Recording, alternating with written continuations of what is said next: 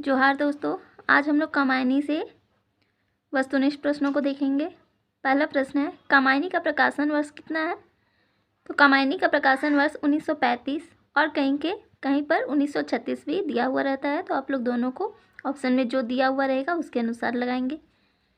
दूसरा प्रश्न है, कामायनी के लिए जयशंकर प्रसाद को कौन सा सम्मान मिला था?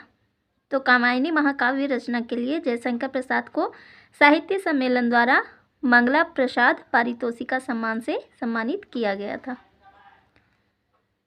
कामायनी को मानव चेतना के विकास का महाकाव्य किसने कहा है? तो मानव चेतना का विकास किसने कहा है कामायनी को? डॉक्टर नगेंद्र ने। कामायनी के सृजन में प्रसाद को कितने वर्ष लगे? तो कामायनी के सृजन में प्रसाद को 9 वर्ष लगे थे। प्रारंभ किया था उन्होंने 1927 ईस्वी में बसंत पंचमी के दिन एवं इसका समापन किया था शिवरात्रि के दिन 1935 में। प्रारंभ में कामायनी को जयशंकर प्रसाद ने क्या नाम दिया था? तो प्रारंभ में कामायनी को जयशंकर प्रसाद ने श्रद्धा नाम दिया था। कामायनी की कथा का मूल आधार क्या है? तो कामायनी की कथा का जो मूल आधार है वह है शतपथ ब्राह्मण। कामायनी का प्रधान रस कौन सा है? तो कामायनी का प्रधान रस जो है वो शांत रस या निर्वेद रस है। कामायनी का प्रथम एवं अंतिम सर्ग कौन सा है? तो कामायनी का प्रथम सर्ग जो है वह चिंता एवं अंतिम सर्ग है आनंद। कामायनी को रहस्यवाद का पहला महाकाव्य किसने कहा? तो कामायनी को रहस्यवाद का पहला महाकाव्य निराला ने कहा है। कामायनी महाकाव्य का मुख्य संदेश क्या है? तो इसका मुख्य संदेश है अभेदवाद, समरसतावाद और आनंदवाद। कामायनी में जो वृषभ है वह किसका प्रतीक है? तो वृषभ धर्म का प्रतीक है। श्रद्धा किसका प्रतीक है? तो श्रद्धा जो है वह हृदय का प्रतीक है। ईड़ा बुद्धि का प्रतीक है। मनु जो है वो मन का प्रतीक है। श्रद्धा के पालित पशु को किसने बलि में दे दिया था? तो आकुली और किलात नामक जो असुर पुरोहित थे उन्होंने श्रद्धा के पालित पशु का बलि दिया था। नगरवासी कामायनी में किसका प्रतीक है? तो नगरवासी इंद्रियों का प्रतीक है।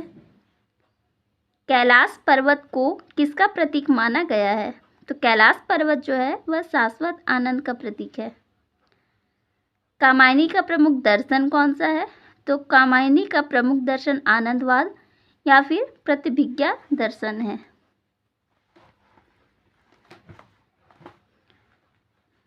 अगला प्रश्न है, प्रतिभिज्ञा दर्शन की मूल अवधारणा क्या है? तो इसका मूल अवधारणा है शिव परम सत्ता है, शिव 36 तत्वों से निर्मित है, शिव ज्ञान और क्रिया के नियामक हैं। कामायनी में श्रद्धा का पशु किसका प्रतीक है? तो श्रद्धा का जो पशु है वह जीव दया का प्रतीक है। कामायनी छायावाद का उपनिषद है, तो यह कथन किसका है? तो शांति प्रिय द्विवेदी का। इसे ऐसे याद रखेंगे कि जब हम उपनिषद पढ़ते हैं तो हमें शांति का अनुभव होता है, तो कामायनी छायावाद का उपनिषद है, यह कथन शांति प्रिय द्विवेदी का है। ज्ञान दूर कुछ क्रिया भिन्न है, इच्छा क्यों पूरी हो मन की, एक दूसरे से ना मिल सके ये विडंबना है जीवन की। कामायनी की किस सर्ग से लिया गया है? तो यह रहस्य सर्ग से लिया गया है। तो इसमें बताया गया है कि आजकल लोग ज्ञान तो कुछ और ले लेते हैं और उन्हें जाना किसी और दिशा में होता है, इसलिए उनके मन की जो इच्छा है वह कभी पूरी नहीं हो पाती है। इसलिए जिस दिशा में आपका ज्ञान हो तो उसी को अपना लक्ष्य भी निर्धारित करना चाहिए।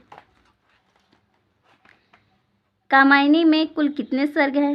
तो कामायनी में कुल 15 सर्ग है। इसे 3-3 करके याद करेंगे। चिंता आशा श्रद्धा, काम वासना लज्जा, कर्म ईर्ष्या ईड़ा, स्वप्न संघर्ष निर्वेद, दर्शन रहस्य आनंद।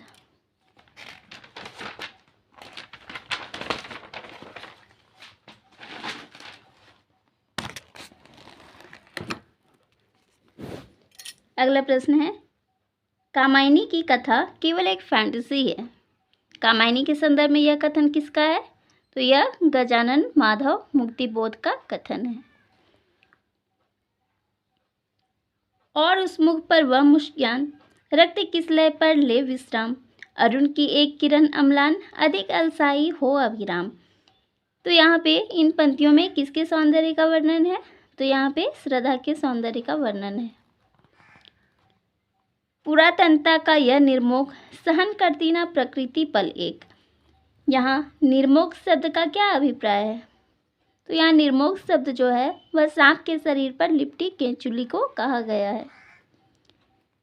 जयशंकर प्रसाद की केवल ब्रज भाषा में लिखी कविताओं का संग्रह चित्राधार है। इसका प्रकाशन वर्ष कब हुआ? तो इसका प्रकाशन वर्ष 1928 ईस्वी में हुआ है। ऐसे तो चित्राधार का प्रथम प्रकाशन 1918 में हुआ है, लेकिन उसमें हिंदी और ब्रज दोनों रचनाएं हैं। लेकिन जो 1928 में प्रकाशित हुआ था उसमें केवल ब्रज भाषा में लिखी गई कविताओं का संकलन है। अगला प्रश्न है, कर रही लीलामय आनंद, महाचिति सजग हुई सी व्यक्त। इसमें शिव की कौन सी 3 शक्तियों को महाचिति कहा जाता है? तो इच्छा, ज्ञान, क्रिया। अभी पीछे की पंक्तियों में हमने जिसमें पढ़ा था कि अगर आपका ज्ञान कुछ और है और आप क्रिया किसी और रूप में कर रहे हैं तो आपकी जो भी इच्छा है वह पूरी नहीं हो पाती है। उससे इसे याद रखेंगे। प्रसाद को छायावाद का जनक किस आलोचक ने माना है? तो प्रसाद को छायावाद का जनक इलाचंद जोशी ने माना है। कामायनी का महाकाव्यत्व असंदिग्ध है, मतलब इसमें कोई संदेह नहीं है। तो कामायनी के संदर्भ में यह कथन किनका है? तो यह कथन डॉक्टर नगेंद्र का है। आगे के वीडियो में हम लोग श्रद्धा सर्ग से वस्तुनिष्ठ प्रश्नों को देखेंगे। धन्यवाद।